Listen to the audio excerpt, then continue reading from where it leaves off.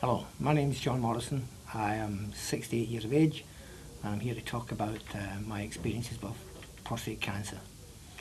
I was diagnosed about 15 months ago, and this was discovered because I was in hospital, the General Hospital, on vascular problems.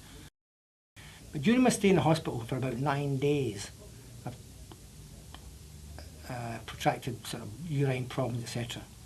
And it was there, when I was there, different consultants said, okay, we've got to go and get test you for urology, for prostate.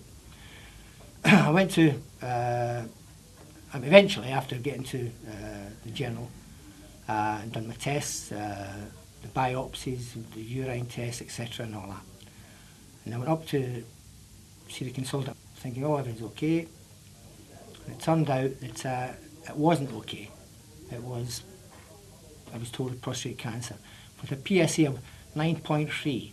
Now, prior to that, I'd taken the PSA and it dropped from 44, which they explained that when I was in the hospital, this was quite normal.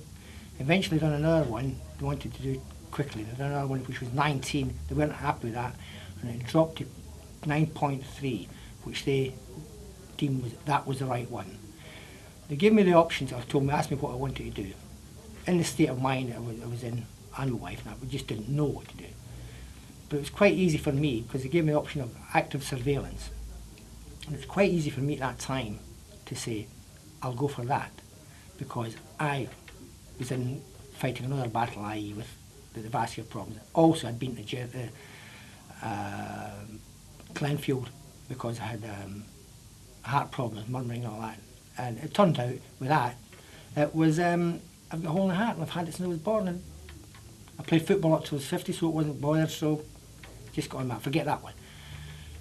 But the vascular problem, that was a problem. So the easy option at the time was the active surveillance.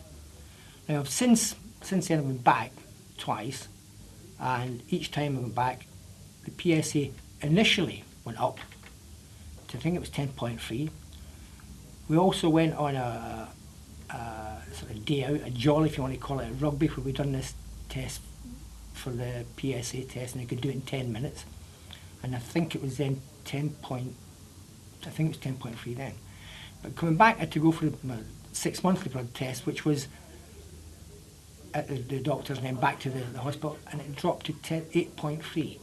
Now my consultant said to me that probably under the circumstances I have chosen the right path.